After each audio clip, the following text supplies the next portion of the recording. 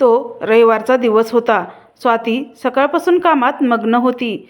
चहा बनवला, घर झाडून घेतलं, सगळ्यांसाठी नाश्ता तयार केला, कपडे धुतले, मुलांची पुस्तकं लावून दिली, बाजारहाट केली आणि दुपारी जेवण बनवताना ती दमून गेली होती. सगळं आवरून ती थोडीशी विसावली तेव्हा समीर लॅपटॉपवर गेम खेळत होता. वहिनी, आज रविवार आहे, तू जरा निवांत बस, समीर म्हणाला. हो रे, पण काहीतरी काम असतंच. कसले काम? दिवसभर घरातच असतेस ना, तुला काय झालं एवढं थकायला? स्वातीने चमकून त्याच्याकडे पाहिलं. म्हणजे तुला काय ऑफिसला जावं लागत नाही, बस घरात स्वयंपाक करायचा. स्वातीने नुसतं हसून विषय टाळला, पण तिच्या मनात तो प्रश्न खोलवर टोचला. स्वाती आणि समीर यांचं बोलणं सासूबाईंनी ऐकलं होतं.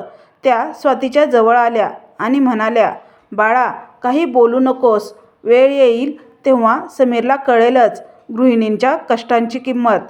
समीरला स्वातीच्या कामाची किंमत समजेल का? जाणून घेण्यासाठी वरील दिलेल्या टायटलवर क्लिक करा व पूर्ण कथा ऐका.